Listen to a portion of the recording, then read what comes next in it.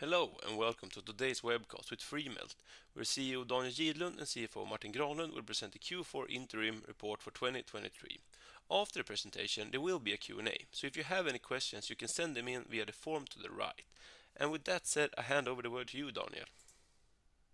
Thank you. Hi, and welcome to our webcast regarding our interim report for the fourth quarter of 2023. My name is Daniel Gidlund. I'm the CEO for Freemelt, and with us today as well, we have our CFO, Martin Granlund.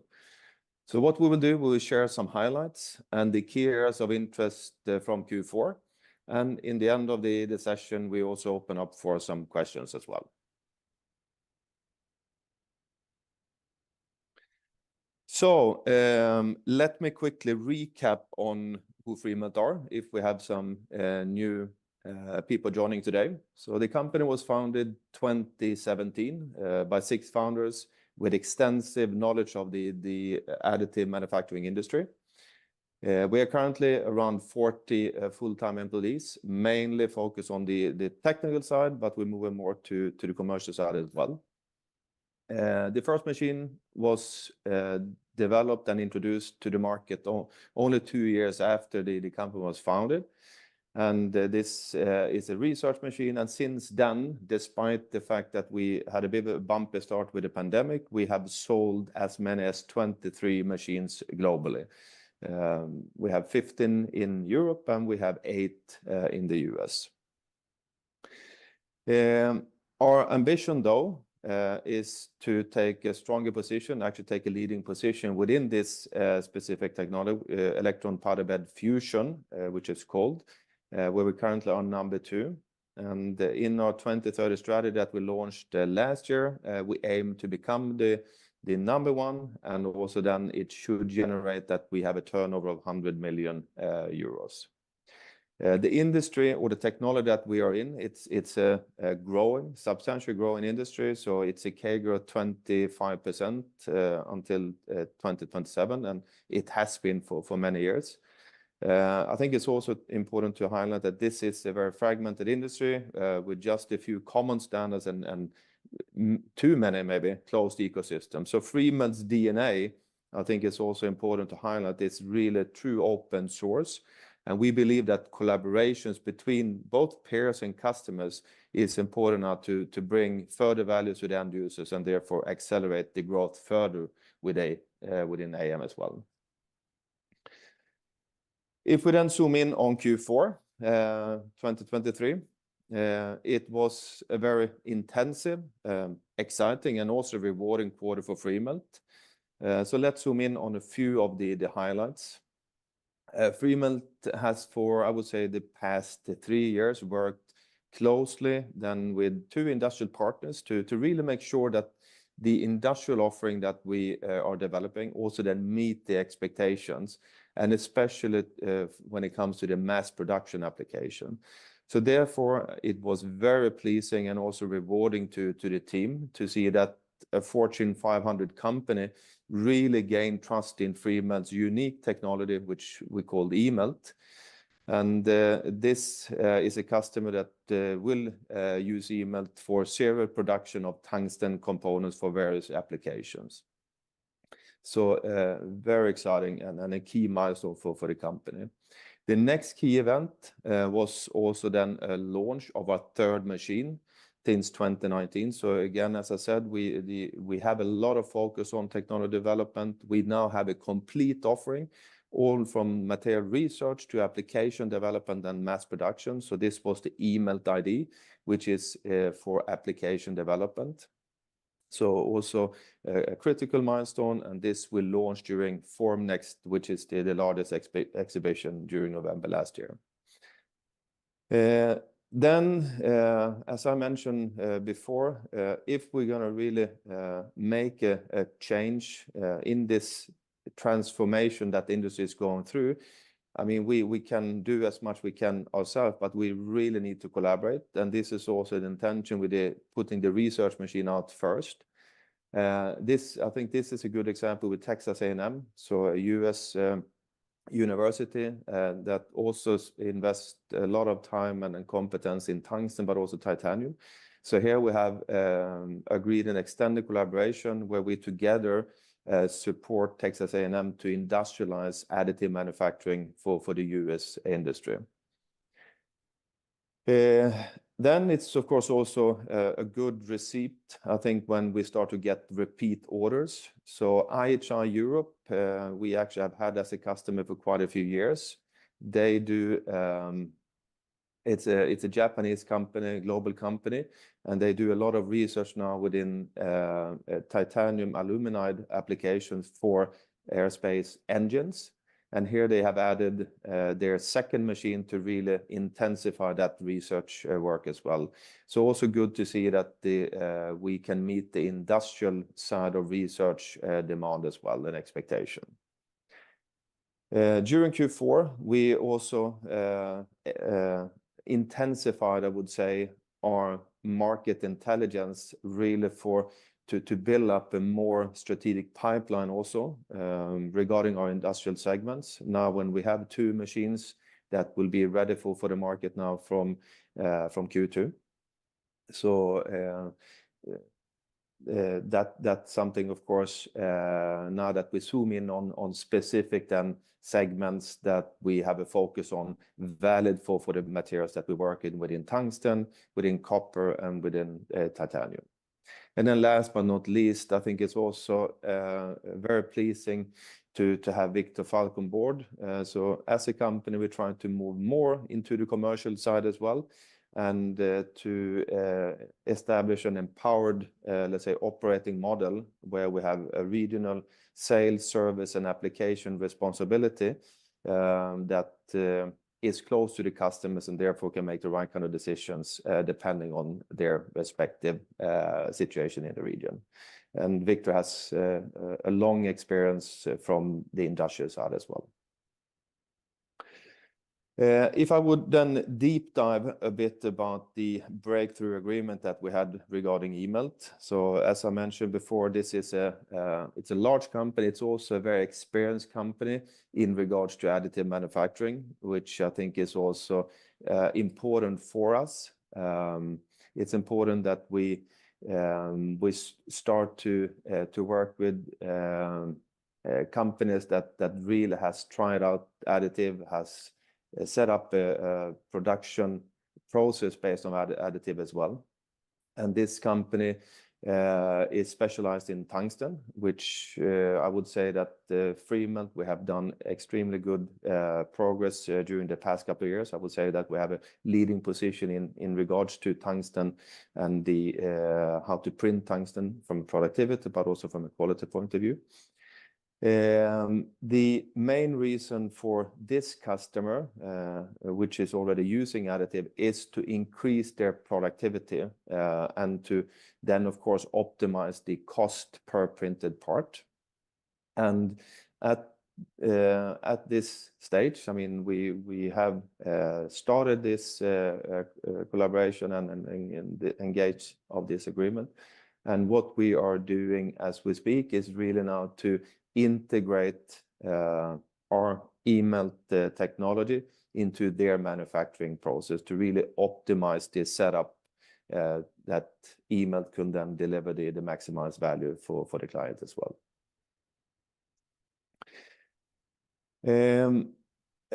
As I said, we had a high activity during Q4, which also has started to pay off already in Q1. So some major events after Q4 also, I think, is important to highlight. I think it's very pleasing also after just launching the eMELT ID during Q4 at Formnext, that we already in Q1 got the trust from an Italian competence center called WeAreAM.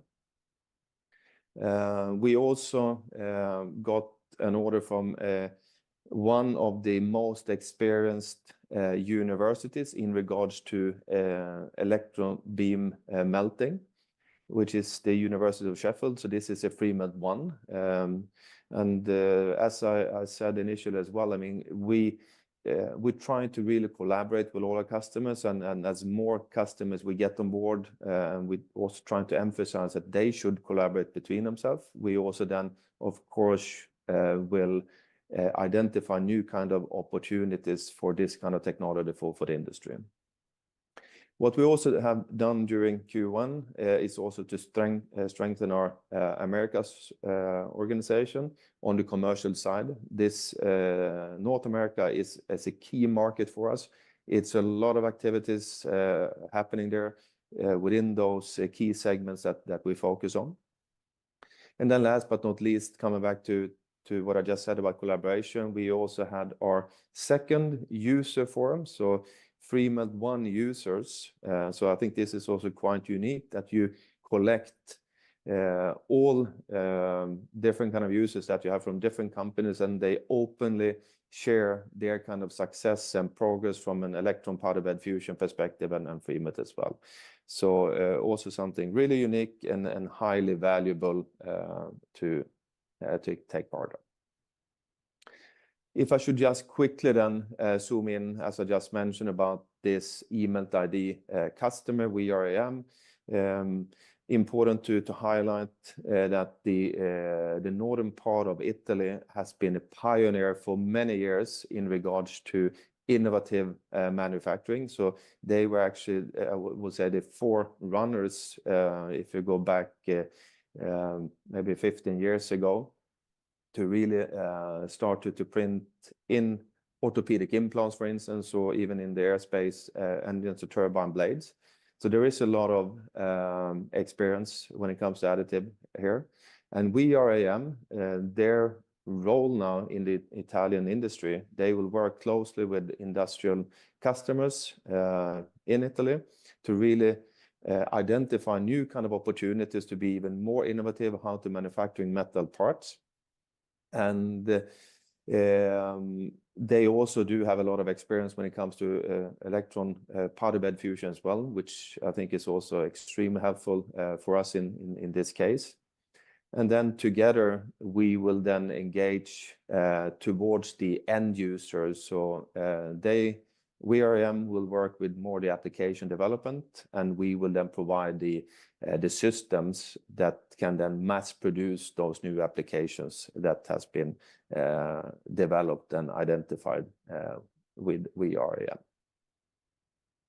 So with that said, I would like to hand over to you, Martin, and zoom in on the numbers.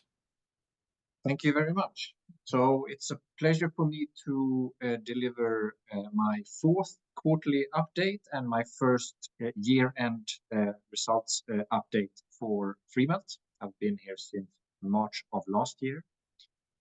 So looking back on the fourth quarter in terms of sales, the black line on the right-hand side, it's more or less flat from the last quarter, slightly down.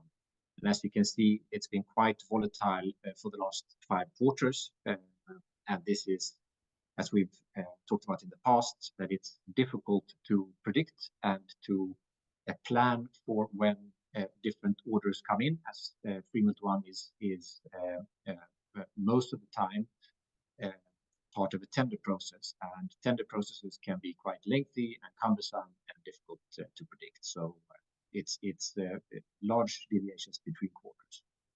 But sales have recovered since Q2 and onwards. We've seen currency headwinds in this quarter as the Swedish krona has strengthened. We sell our products mainly in euros and US dollars, and most of our costs are in Swedish krona, as we have some costs in foreign currency as well, but net, it's a negative in the quarter. We book these currency gains and currency losses in other operating income and other operating costs. There's also an effect from the revaluation of cash balances in foreign currency that we carry. So looking at the inventory side, the gray bars, inventory has come down. It's down 8% year on year and 16% quarter on quarter. It's about 1.5 million SEK lower value. we still have, this is of course due to deliveries in the quarter. And the inventory is service inventory, but it's also machine inventory where we have the capability to deliver at least a few machines on short notice if the customer wants a fast delivery. We see the green line, which is the order book value. This is orders received but not yet invoiced, so future revenues for the company. It's at an all-time low since we started following this number since Q1 23, and this is because we delivered on most orders up until the end of the year, and there's 1.8 million of non-invoiced orders left. So on the next one, yes, cash flow and operating results. We see a very strong recovery in operating cash flow. That's the black line you see on the right side. We've had positive cash flow in Q1 2023. We've been around 0 Q4 22 and around 0 in Q4 23 as well. So 3 of the last 5 quarters, the operating cash flow has been positive or from 0, which I think is quite an achievement. The drag is, of course, the green line, the investments, which continue to be significant. And we have high pace of investments for Freemelt, which is according to plan, of course. So if you look at the total cash flow, it's basically all investments then, which carries the cash flow into the negative, as we see operating cash flow. If we look at the operating results, sorry, one back, please. The operating results, the gray bars, we want to highlight that there's about 13 million in each quarter of non-cash items. It's goodwill write-downs mainly. So if you deduct those, there's an operating result of about minus 6 million for the quarter. It was about the same for the third quarter in 2023 as well. And then on the balance sheet side, we have a 94% solidity. That's because we have no external debt on the balance sheet. We raised equity capital in Q1 of 2023, as you can see with the gray bars. So cash at bank was raised to a significantly higher level compared to Q4 2022. And then you see then the investments that the company has had mainly, which is a drag on the cash flow. And we end the year with cash at bank of 34 million krona, which is about 13 million less than what we saw at the end of the third quarter. So I'll stop there. Thank you. Thank you, Martin. Okay, just to wrap up on the Q4 then. So once again, I'm really pleased to see that we start to increase our commercial activities as well. So it was really intensified during Q4.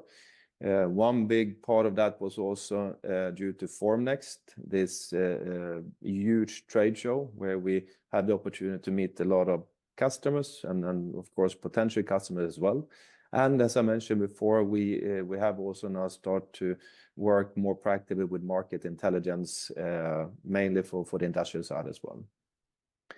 The big milestone for this company, of course, was the breakthrough agreement for the industrial side, and then in this case for serial production of tungsten, so the eMELT IM, and that we also during that intense time that we had of finalizing the IM machine during last year. I mean, the team also made a fantastic job to also then finalize the development and launching of the ID machine, so the application development machine, which is highly valuable to our offering. And then that we continue to add commercial resources, and in this case, then Victor Falk as the regional president for EMEA. And then just after Q4, so then I think it's just worthwhile to repeat the great achievement also to get on board our first customer on the ID, so from an application development perspective, with the important Italian market with the client VRAM. So with that said, I open up for questions. Thank you so much for the presentation here. We got a couple of questions, so I think we jump straight ahead here. During the quarter, you signed a breakthrough agreement with a Fortune 500 technology company. Can you tell us which one, and can you tell a little bit more about the agreement? Good question, and I'm also very eager to share who the customer are. Unfortunately, at this moment, we are not allowed to share the name of the customer, but we definitely hope that we sooner than later will be able to do it. Just to maybe repeat a bit what I said before, I mean, this is again, it's a Fortune 500 customer. It's an extremely experienced customer when it comes to additive. It's in the area of tungsten, which of course is one of our key focus areas where we have a very good position. So again, the intention of this agreement is really to integrate eMELT for serial production, mass production of tungsten components, to just simplify it. Thanks. During the quarter, you started a strategic collaboration with VRAM, where you will implement the eMELT ID machine to be installed. Is there a possibility for more installations if it's successful? Also good question. Yes, I hope so.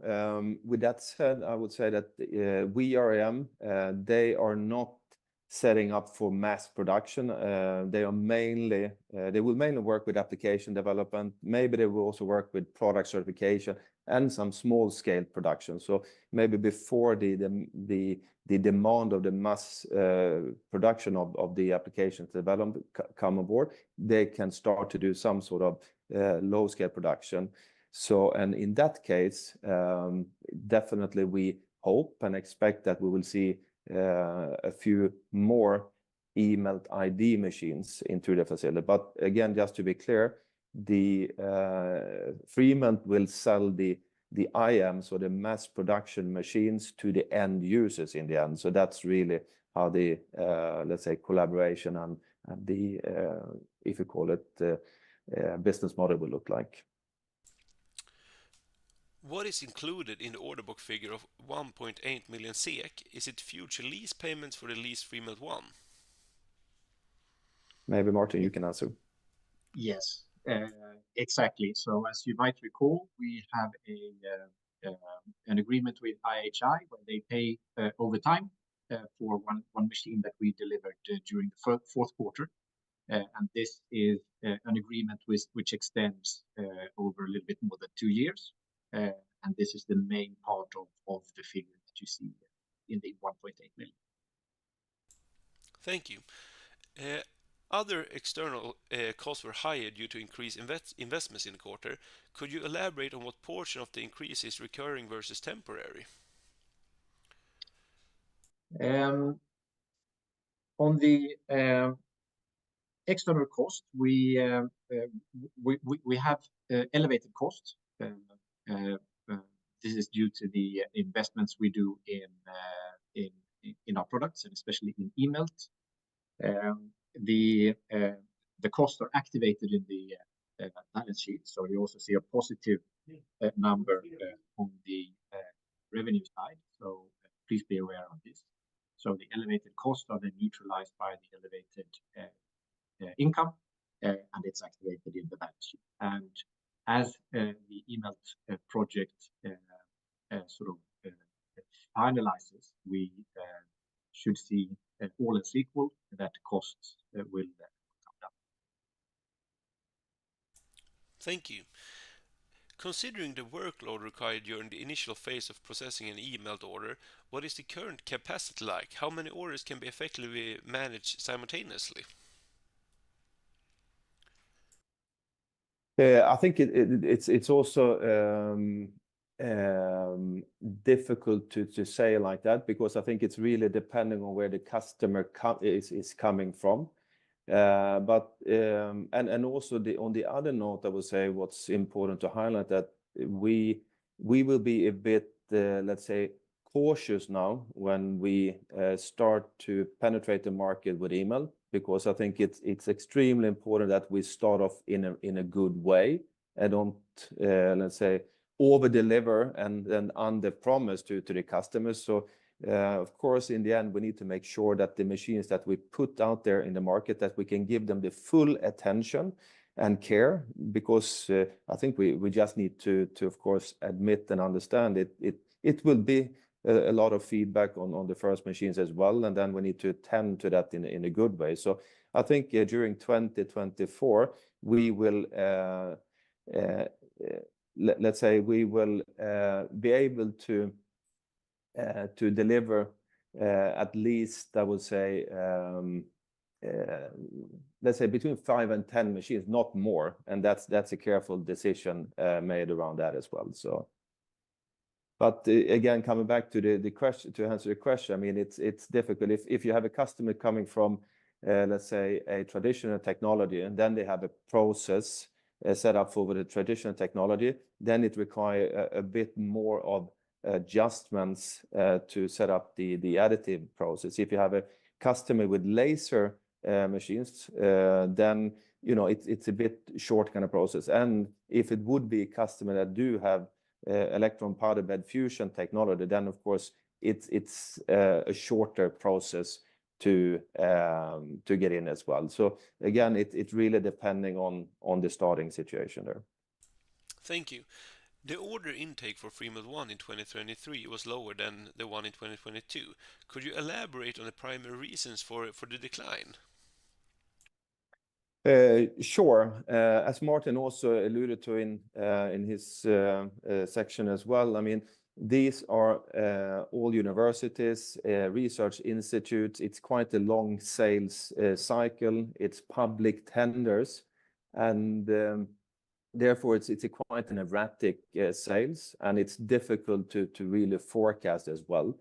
With that said as well, I think we should be honest to highlight that, I mean, we are coming from being a very technology-focused organization, and now we're becoming more and more commercial. So we definitely, as I said, in Q4 has invested much more time and effort to try to establish more of a strategic pipeline as well that we can execute on. So, and I think it's also important to highlight that during last year, we did not lose any, let's say, opportunity. It's just the fact that it's been delayed. So hopefully we see some good improvements during this year when it comes to Freemelt 1.